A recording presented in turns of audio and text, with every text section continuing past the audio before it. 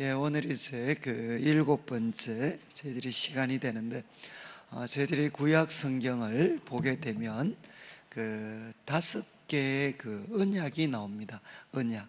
그래서 우리 구약 성경을 어떻게 보면 그 구약 성경의 모든 것들을 좀 이렇게 그 뭐라고 표현해야 될지 모르겠는데, 그 하나의 그 주관한다고 표현해야 될지, 이 구약의 역사들을 이렇게 그 구약의 역사들이 진행되는 데 있어서 아마 그 결정적인 역할을 하는 그 5개의 그 언약이 나타납니다.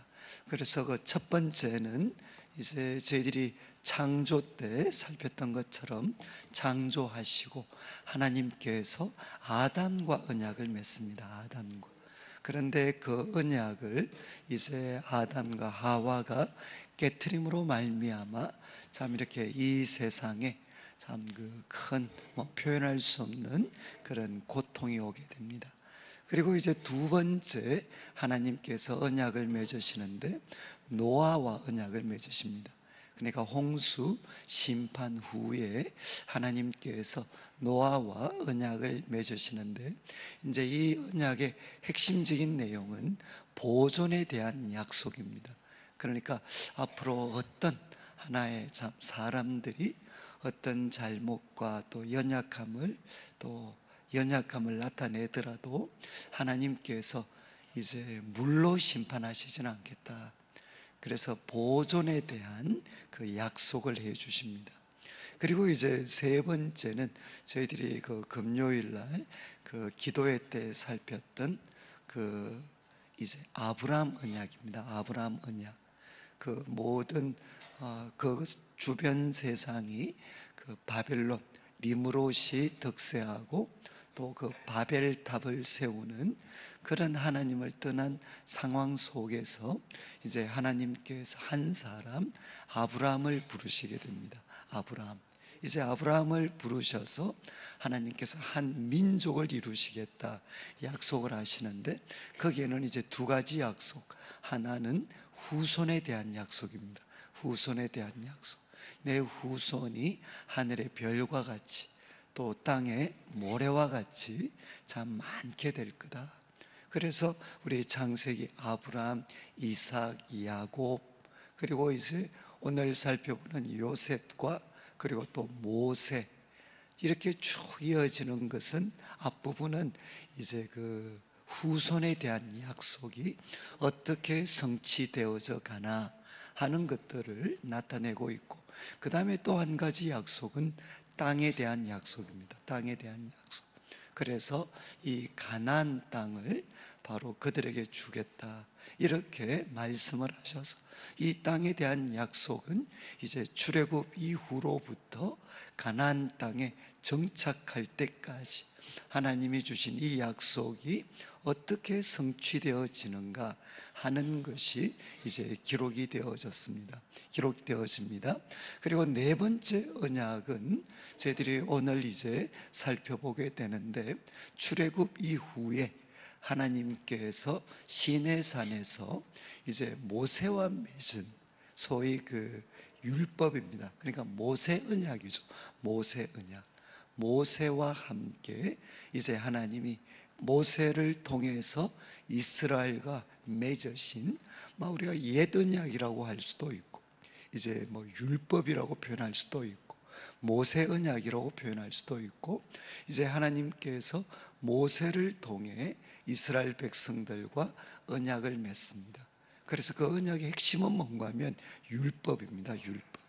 이제 율법, 하나님이 율법을 주셨는데 바로 그들이 이 말을 지키면 그들은 살게 됩니다. 그러나 이 언약을 깨트리게 되면 이제 그들에게 화가 임하게 되죠. 이제 이것이 네 번째 맺은 언약입니다. 그리고 이제 다섯 번째 언약은 우리가 내일 아침에 우리가 살펴볼 텐데, 이제 다윗 언약입니다. 다윗 언약. 그래서 이것은 이제 하나님께서 왕에 대한 약속입니다. 왕에 대한 약속. 하나님의 백성인 이스라엘을 이제 어느 가문이 이렇게 왕으로 이끌어갈 것인가. 그래서 이제 다윗 언약을 맺게 됩니다. 그래서 이제 5가지 언약이죠. 그래서 아담과 언약을 맺었고, 그래서 이것 때문에 이제 타락해서 이 세상이 죄와 또 죽음이 지배하는 그런 세상이 됐습니다.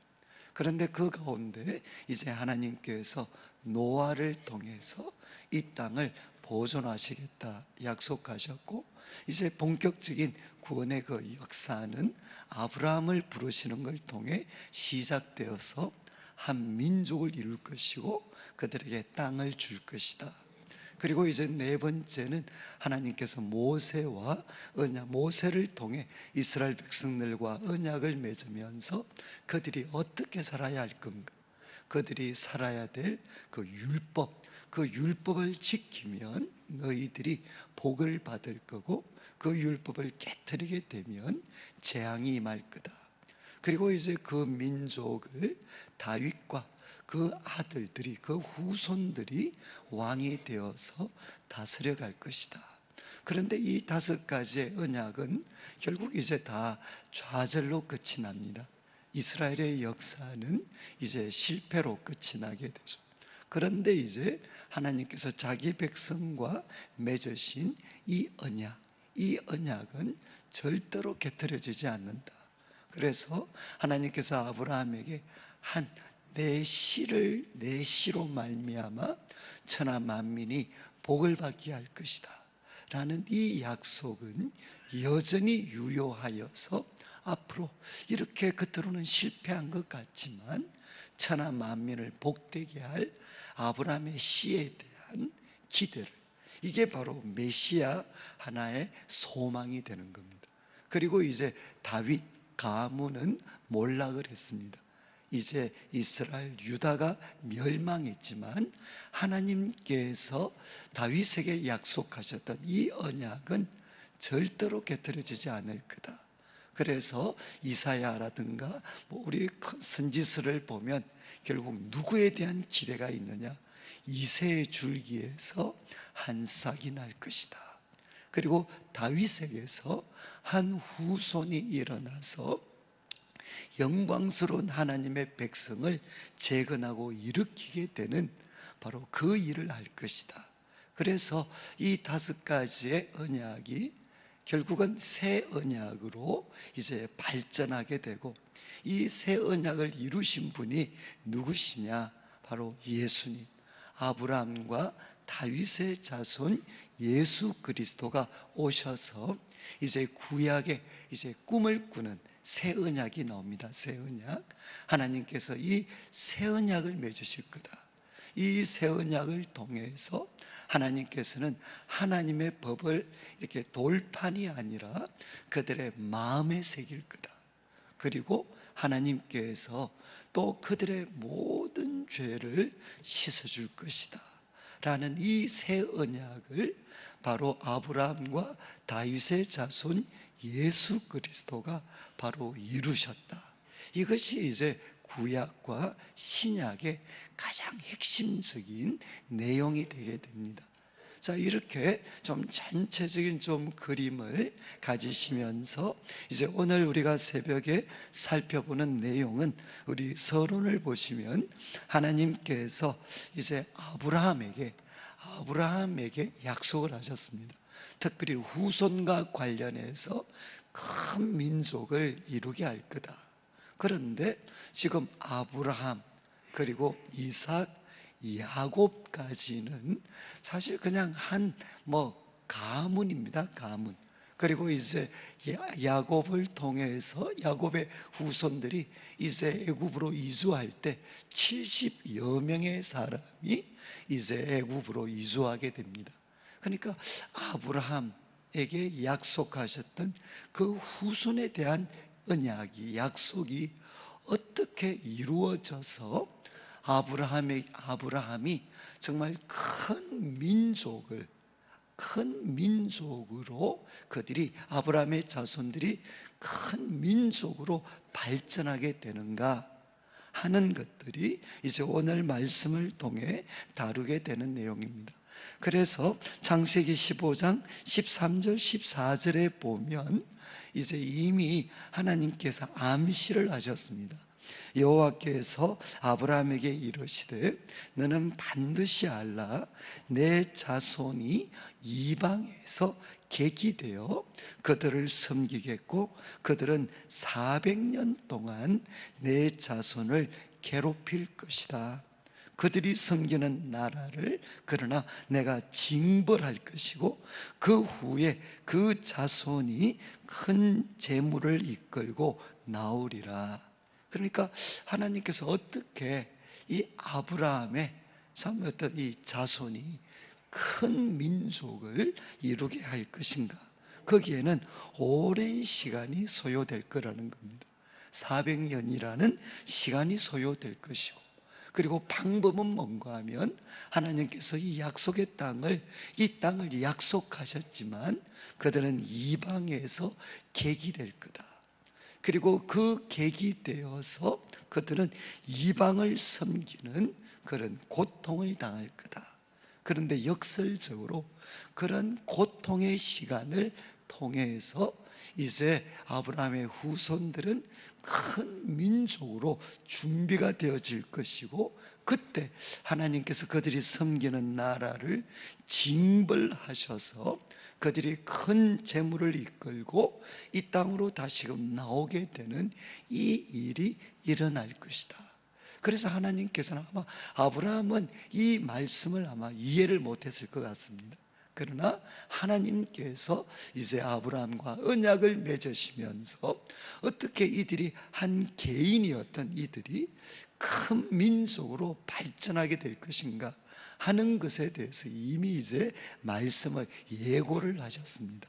그래서 이제 이 일들이 어떻게 이루어지는가, 이제 여기서 가장 중요한 인물은 요셉이 됩니다. 요셉.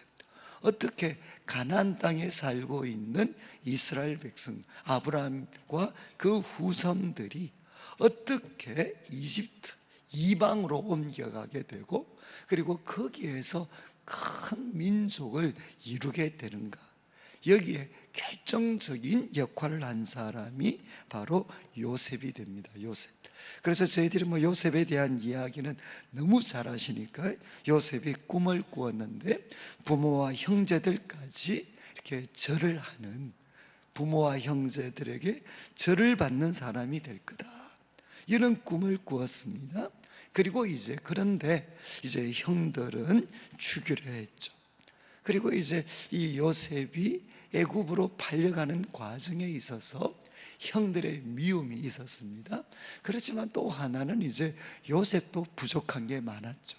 그리고 또 그 집안이 문제가 복잡했습니다. 아버지가 편애했고, 또 요셉은 형들 앞에서 참 이렇게 잘난 척했고, 그것에 대해서 미워하게 되는, 그 요셉에 대해서 분노하고 미워하는 형들, 소위 이 모든 것들이 뒤엉켜서 요셉은 이집트로 이제 소위 팔려가게 됩니다. 그런데 거기 가서도 정말 이제 보디발의 집에서 이렇게 노예가 되어서 열심히 살다가 뭔가 좀 될 만하면 그 보디발의 아내 유혹, 그 뿌리쳤다가 또 이제 오히려 누명을 쓰고 그 감옥에 갇히게 돼요. 어쩌면 미래를 기약할 수 없는 그런 삶을 살았지만, 하나님께서 참 이렇게 때가 되었을 때 이 요셉을 그 감옥에서 나오게 하시고, 그리고 이집트의 총리로 하나님께서 세우셨습니다. 그러니까 어쩌면 우리가 이 땅을 살아가면서 겪을 수 있는 정말 온갖 억울한 일들, 그리고 미래를 더 이상 기약할 수 없는 그런 절망적인 상황들을 어쩌면 요셉은 겪었습니다. 그런데 그 안에서 하나님께서는 놀랍게도 그런 요셉을 바로 총리로 하나님께서 세우셔서 이스라엘의 아브라함의 그 후손들이 이집트로 올 수 있는 길들을 하나님이 열어주셨고, 그리고 이제 요셉은 마침내 지금까지 자기 인생에 있었던 이 온갖 일들, 이 온갖 일들이 그 일어나게 되었던 그 배후에 결국은 하나님께서 계셨다. 아브라함과 야곱, 아브라함과 이삭과 야곱의 하나님이 그 배후에 계셨다는 것을 이제 요셉은 깨닫게 됩니다. 그래서 45장 5절 거기 보면 형들에게 이제 이런 고백을 하죠. 이제 형들에게 자기를 드러내면서 당신들이 나를 이곳에 팔았다고 해서 근심하지 마소서, 한탄하지 마소서. 하나님이 생명을 구원하시려고 나를 당신들보다 먼저 보내셨습니다. 하나님이 큰 구원으로 당신들의 생명을 보존하고 당신들의 후손을 세상에 두시려고 나를 당신들보다 먼저 보내셨나니, 그런즉 나를 이리로 보낸 이는 당신들이 아니요 하나님이십니다. 바로 이 깨달음을 하나님으로부터 요셉이 갖게 되었기 때문에 요셉은 무엇을 할 수 있었나? 형들을 용서할 수가 있었습니다. 이제 여기에서 이제 한 가지, 요셉의 이 삶이라는 것은 수많은 통찰력과 깨달음을 저희들에게 주지만, 이제 한 가지만 우리가 언급을 한다면, 이 요셉이 소위 애굽에 팔렸던 이 일로 대표되는 이 요셉의 삶에 있었던 모든 비극들, 그 비극은 도대체 무엇인가? 요셉이 팔린 것인가? 아니면 보내진 것인가? 정말 이렇게 어쩌면 비슷한 말 같은데, 과연 요셉이 형들, 또 아버지의 편애, 또 자신의 부족함, 이런 것들이 결합되어져서 결국 팔려져서 일어난 일인가? 아니면 보내진 것인가? 요셉은 팔렸다고 생각을 했는데, 어느 순간인지는 모르지만 하나님과 계속 가까이 하는 과정 속에서 어느 순간 자기가 형들에 의해서 팔려진 것이 아니라 하나님으로부터 보내진 것이다.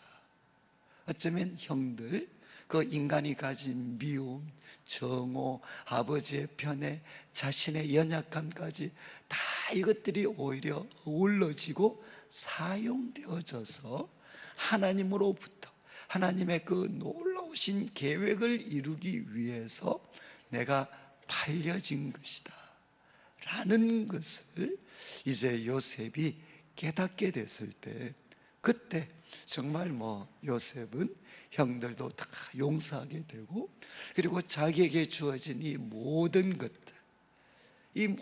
것들을 하나님의 뜻을 이루는데 사용을 하게 됩니다. 그런데 이것이 어쩌면 우리들의 삶에 주는 도전은 엄청나죠. 왜냐하면 아마 우리 성도님들의 삶에도 저도 그럴 것 같고, 어쩌면 하나의 누구도 풀 수 없을 것 같은 족쇄 같은 그런 어떻게 보면 현실들이 있습니다.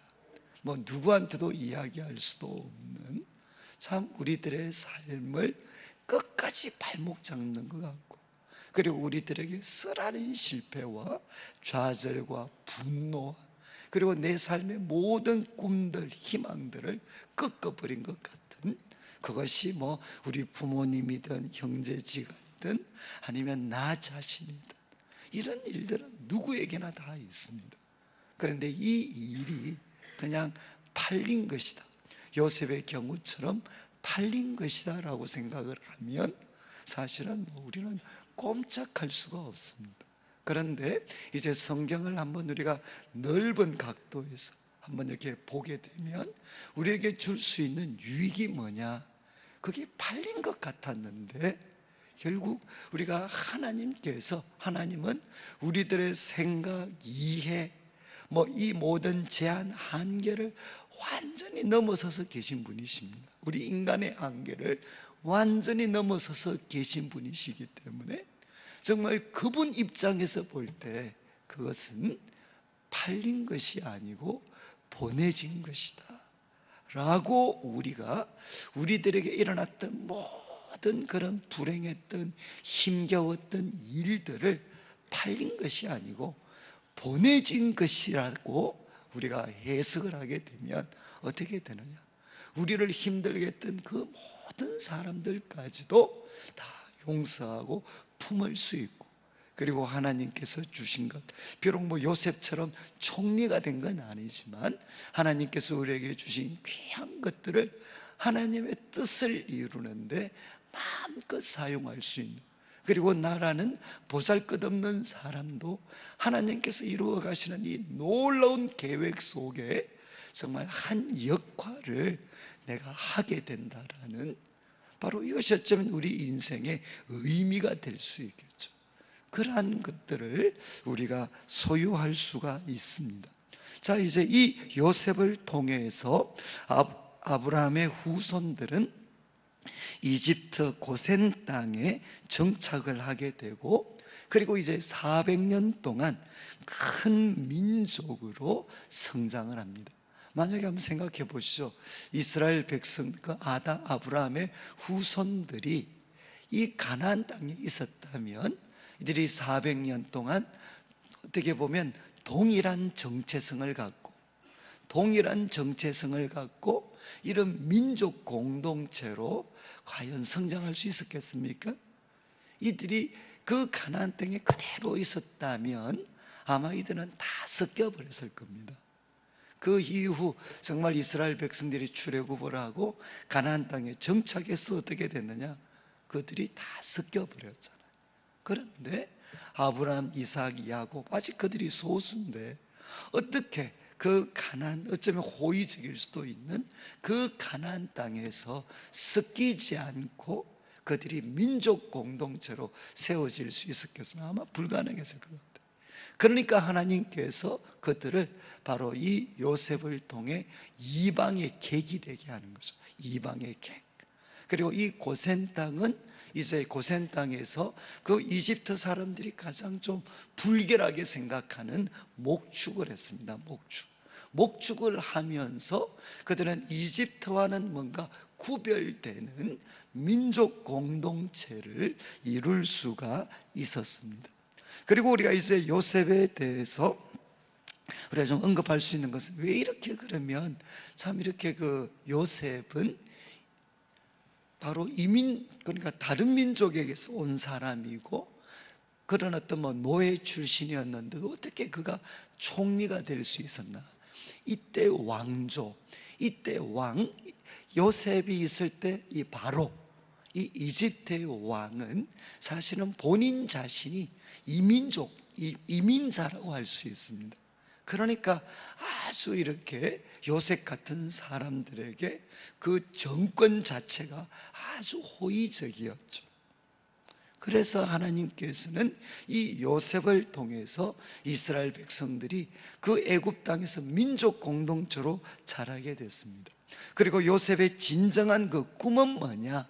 그런데 이제 성경을 보면 히브리서에 아주 참 재밌는 것은, 이제 요셉을 평가할 때 믿음으로 요셉은 그러면서 그가 이루었던 수많은 어떤 놀라운 성취에 대해서는 히브리서 기자는 언급하지 않고, 오히려 그가 정말 죽을 때 자신을 가나안 땅에 묻어달라고 이야기했던 그것을 이제 요셉이 보인 가장 놀라운 믿음의 행동으로 평가를 하게 됩니다.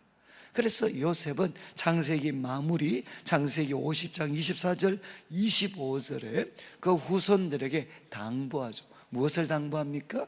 나는 죽지만, 정말 이스라엘 백성들에게 든든한 울타리가 됐던 자기는 죽지만 하나님은 너희들을 돌보실 거다.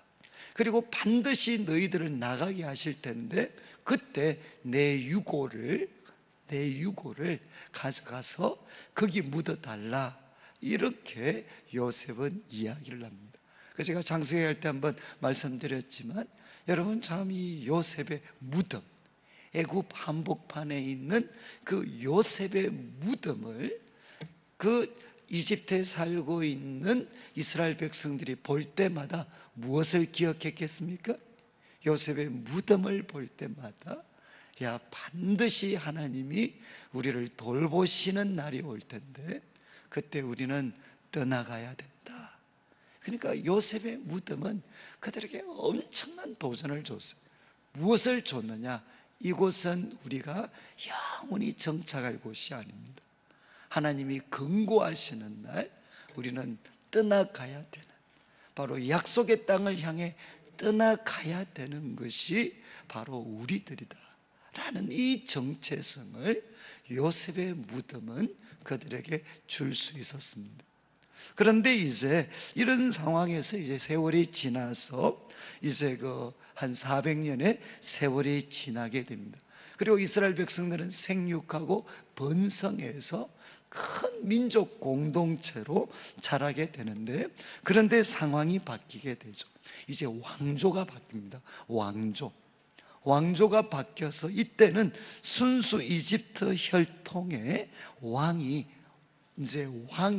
세워지게 됩니다. 왕조가 바뀝니다. 왕조. 그런데 이 사람은 당연히 요셉을 알지 못합니다. 이 새로 바뀐 왕에 의해서 이스라엘 백성들은 극심한 고통을 당하게 되죠. 그리고 이 어떤 모세는 그냥 그래도 바로의 공주의 아들인데 사람 한둘이 죽였다고 해서 그것 때문에 망명하겠습니까?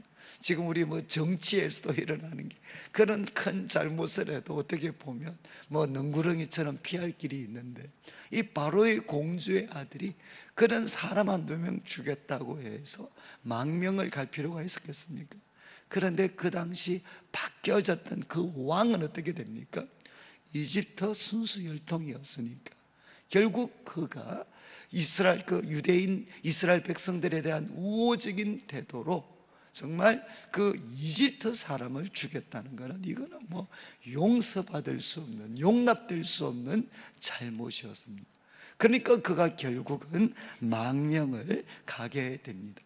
여러분, 참 이런 바뀐 상황이 이스라엘 백성들에게는 엄청난 고통이었지만 우리가 조금 물러서서 보게 되면 어떻게 되죠? 바로 그들로 하여금 하나님이 약속하신 가나안 땅으로 올라가게 되는 그런 결정적인 기회가 되게 됩니다. 이스라엘 백성들에게는 고통이었죠. 그러나 이스라엘 백성들에게는 고통이었지만 바로 이 억압을 통해서 이스라엘 백성들은 이제 부르짖게 되고, 하나님이 그 부르짖음에 응답하셔서 이제 하나님이 약속하신 대로 이들에게 가나안 땅을 주시기 위해서 그들을 해방시키는 역사들이 나타나게 됩니다. 그러니까 참 역설적이죠.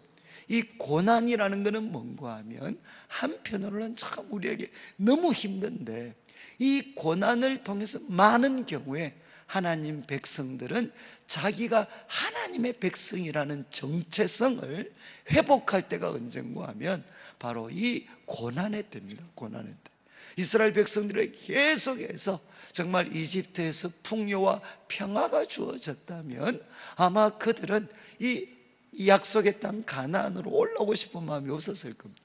그런데 바뀐 왕조에 의해서 그들이 극심한 탄압과 압제를 경험하게 될 때 그들은 비로소 확인하는 거죠.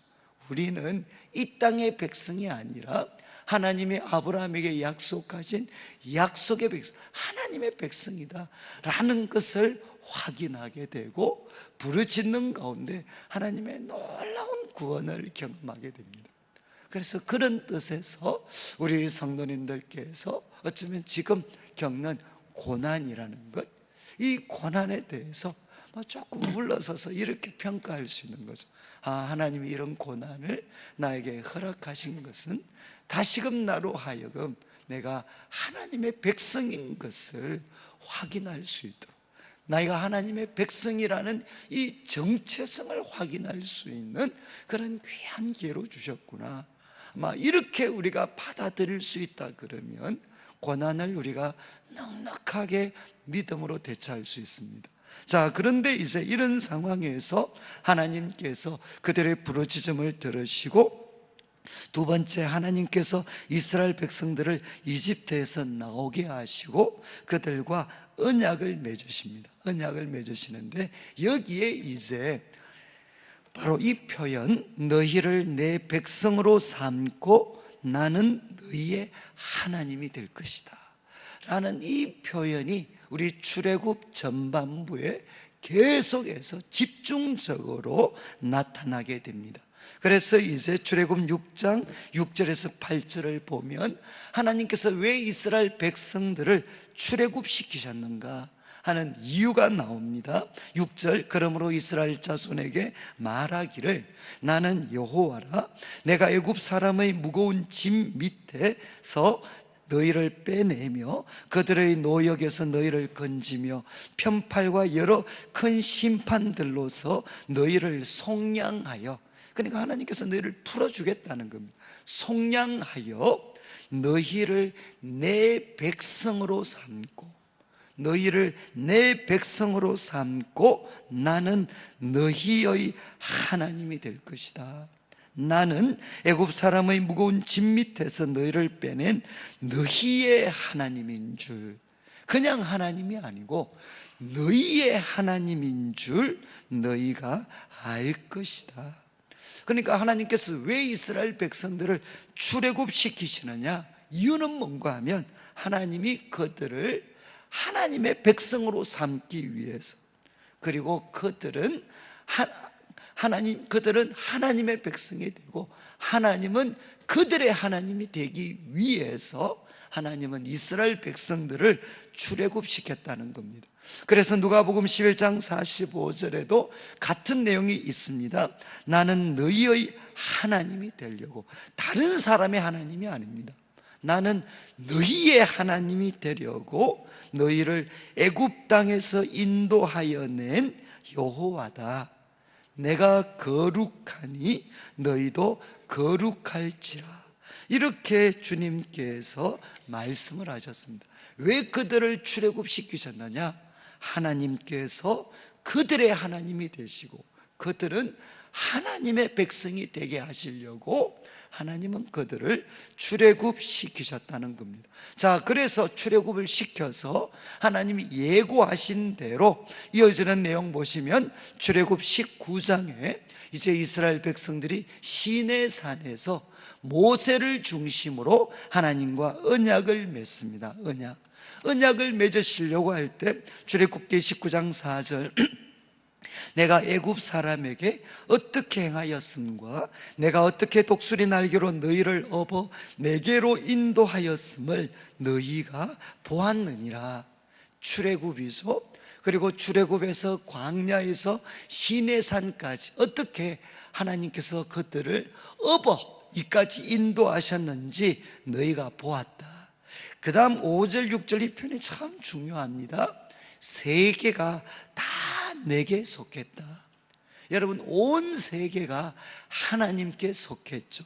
그렇지만 너희가 내 말을 듣고 그리고 내 언약을 지키면, 너희가 내 말을 듣고 내 언약을 지키면 너희는 모든 민족 중에서 내 소유가 될 것이다.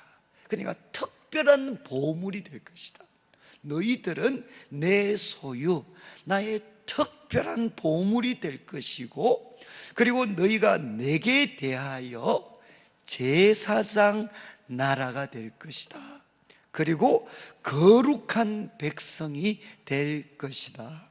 그러니까 그들이 이제 하나님의 말씀을 듣고 언약을 지키면, 여러분, 온 세상이 하나님께 속했습니다.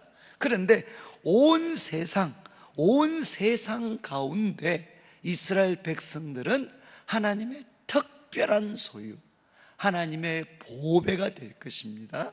그런데 또 그들은 무엇이 되느냐? 제사장 나라가 됩니다.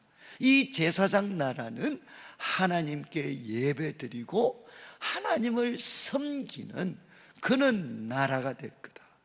하나님께 예배를 드리고 하나님을 섬기는 나라가 될 것이고, 또 하나 제사장은 하나님 편에서는 하나님께 예배하고 섬기는 그런 나라가 되지만, 나머지 사람들에게는 뭐가 되겠습니까?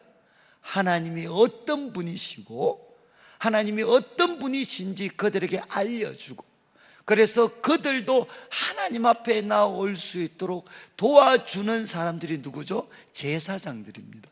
제사장들은 일반 백성들에게 하나님이 어떤 분이시고 하나님의 법이 무엇인지를 알려주고, 그래서 그들도 하나님 앞에 나올 수 있도록 연결시켜주는 사람이 누군가 하면 제사장들입니다. 이스라엘 백성들의 정체성이 뭐냐? 하나님께 순종하면 한편으로는 하나님의 특별한 보배, 특별한 소유가 됩니다. 그런데 그들은 제사장 나라가 되어서 하나님을 알고 하나님께 예배하고 전심으로 그들을 섬기고, 그리고 세상을 향해서는 하나님이 어떤 분이신지 그들에게 알려주고, 그들도 하나님 앞에 나올 수 있도록 중보적인 역할을 하는 나라, 민족이 누군가 하면 바로 너희가 돼야 된다는 거죠. 그래서 이것이 신약이 오면 우리는 뭐죠? 왕 같은 제사장입니다. 그래서 마음을 다해서 하나님께 예배드리고 하나님을 섬기는 특권을 가졌지만 우리만 독식하는 게 아니라 바로 이 하나님을 알지 못하는 사람들에게 하나님이 어떤 분이신지를 다 드러내고 알려줘서 그들도 하나님 앞에 나올 수 있도록 도와주어야 될 사람들이 누군가 하면 바로 우리들이라는 겁니다. 그래서 하나님께서는 그들로 하여금 제사장 나라가 될 것이다.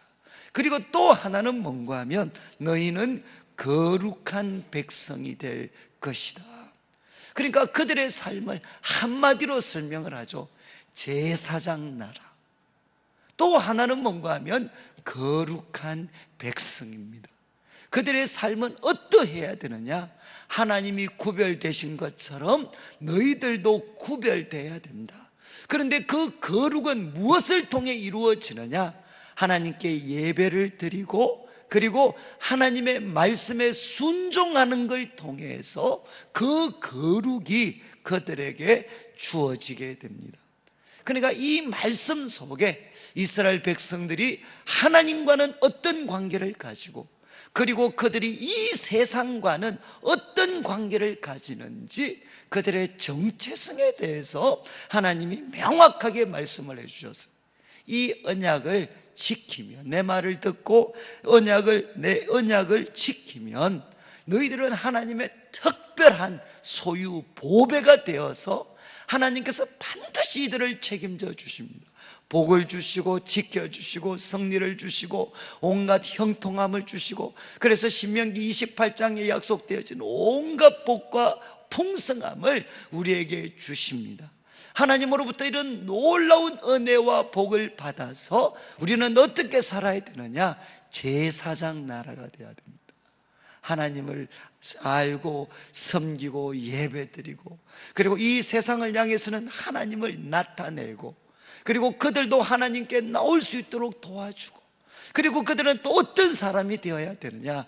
거룩한 백성이 되어야 됩니다. 그래서 11장 40 출애굽기가 아마 레위기 같은데, 나는 너희의 하나님이 되려고 너희를 애굽 땅에서 인도하여 낸 여호와라. 내가 거룩하니 너희도 거룩할지라. 레위기입니다. 레위기. 내가 거룩하니 너희도 거룩해라. 그리고 이제 이 출애굽 1세대와 맺었던 이 언약은 가나안 입성을 눈앞에 둔 모압 평지에서 한 번 더 이제 그 다음 세대들과 이 언약이 갱신되어집니다. 갱신.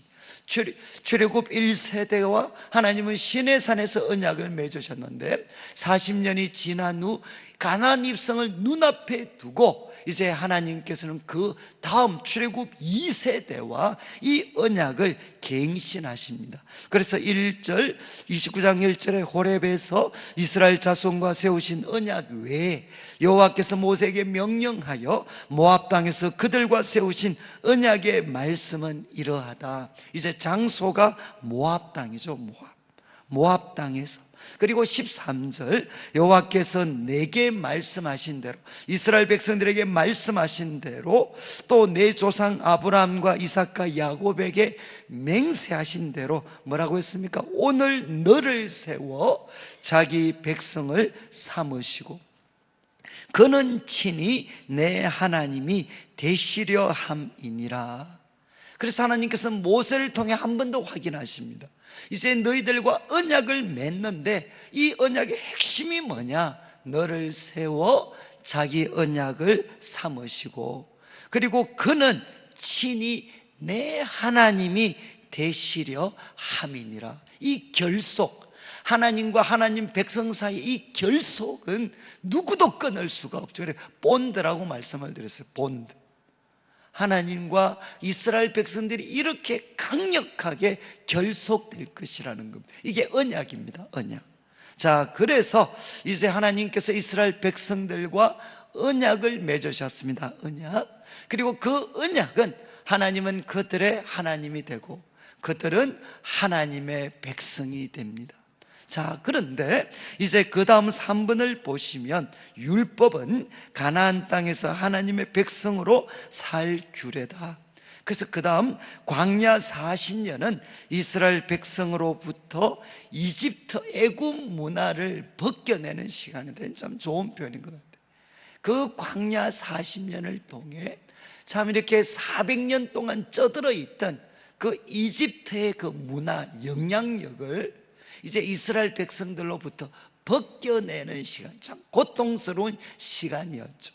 그런데 이 고통의 시간을 통해 하나님께서는 이스라엘 백성들이 400년 동안 쩌들어 있던 그 이집트의 문화를 벗겨내셨습니다. 그 다음에 이제 앞에서 말씀드렸습니다.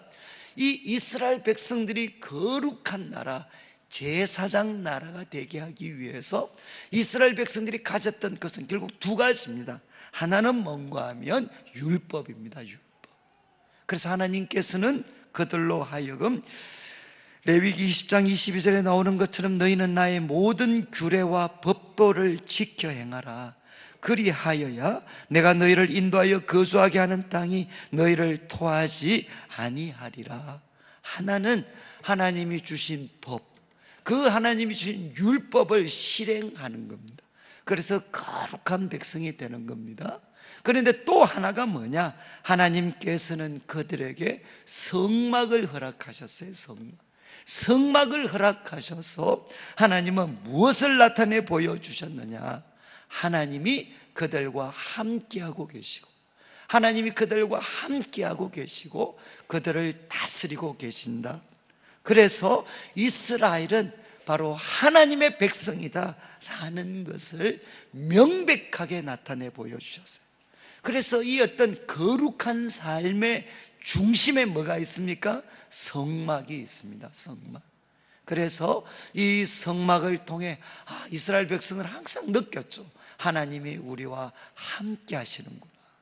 그리고 하나님이 우리에게 말씀하시고 하나님이 우리를 다스려 주시는 거구나.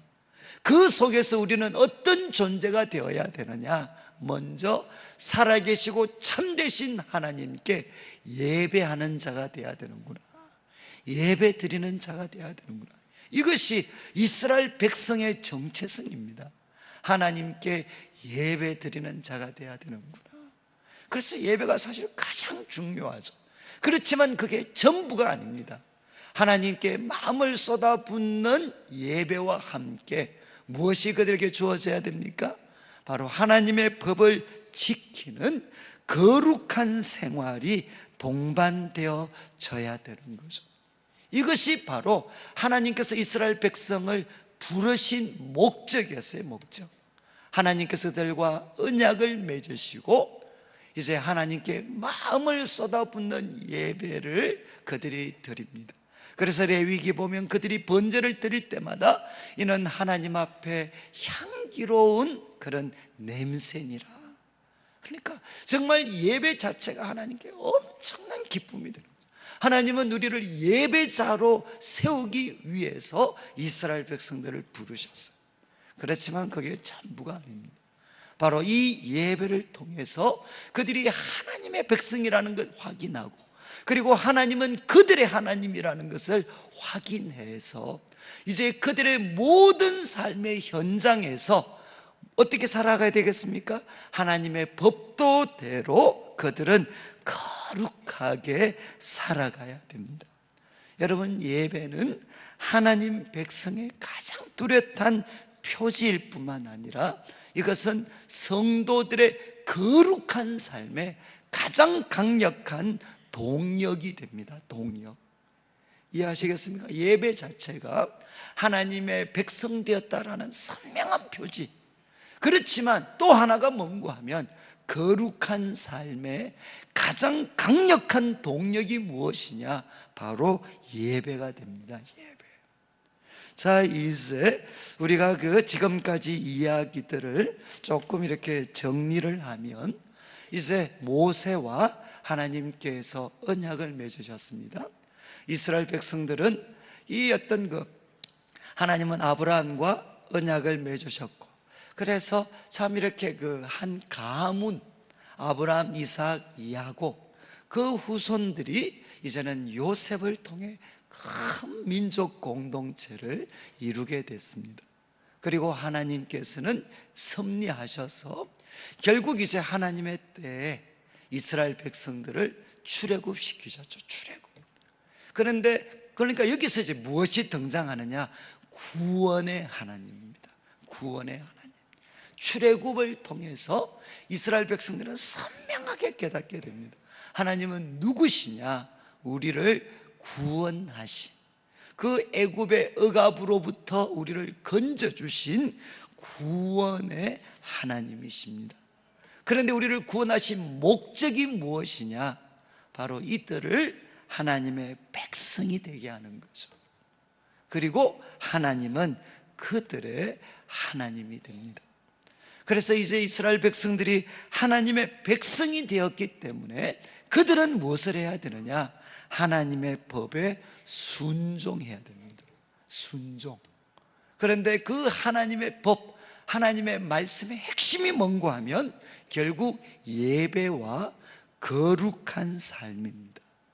예배와 거룩한 삶을 통해 그들은 하나님을 섬기는 거룩한 나라, 그리고 하나님을 섬기는 거룩한 나라, 그리고 거룩한 백성, 제사장 나라가 그들은 되게 됩니다. 그리고 하나님은 그들의 하나님이 되십니다. 그래서 그들에게 축복해 주시고 지켜주시고 승리를 주시고 모든 일에서 형통하게 하셔서 하나님은 그들을 바로 이 세상에서 하나님의 특별한 보물로 삼아주시고 그들을 통해 세상이 하나님을 알고 하나님께 돌아오게 되는 그 역사들을 진행시켜 가시겠다는 겁니다. 그래서 저는 조금 좀 많은 내용이었는데 저는 이 말씀 여러분들이 한번 기억하시면서 우리가 계속해서 확인하려고 하는 게 바로 이겁니다. 하나님의 백성으로 살아간다는 게 뭔가? 왜 하나님이 나를 부르셨나? 하나님이 나를 부르신 이유는 나를 그분의 특별한 보물로 삼기 위해서. 그렇지만 그것이 전부가 아니고 하나님은 우리를 제사장 나라로 삼기 원하셨습니다.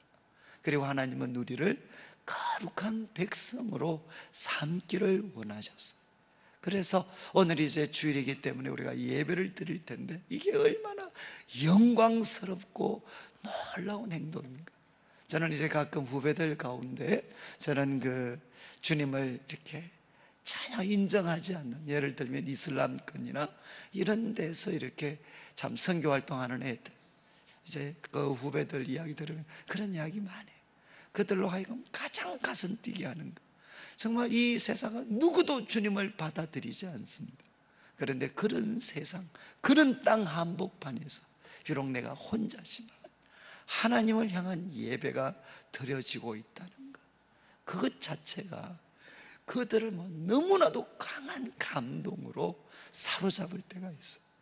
여러분, 우리한테는 너무 익숙한 예배지만 오늘 말씀을 통해 우리가 하나님께 예배자가 된다는 게 이게 얼마나 영광스러운 일인가, 하나님이 그걸 얼마나 기뻐하시는가 하는 거 기억하셔서 오늘 예배를 드릴 때 정말 제사장 나라로, 왕같은 제사장으로 예배를 드리시고, 그리고 이 예배를 통해 하나님께 한량없는 영광과 찬송을 드린 다음 하나님이 주시는 놀라운 은혜를 힘입어서 우리 삶의 모든 현장에서 이제 거룩한 백성이 되는 것입니다. 백성. 그래서 우리들의 예배와 거룩한 삶을 통해 이 세상 사람들에게 하나님이 어떤 분이신지 알려주는 그 제사장 역할들 잘 감당해서 우리뿐만 아니라 그들도 우리를 통해 하나님이 어떤 분이신지 깨닫고 하나님께 돌아오게 되는 그 하나님의 마음에 있었던 놀라운 계획들을 우리가 함께 이루어 가실 수 있는 우리 성도님들 되시기를 주님의 이름으로 축복합니다.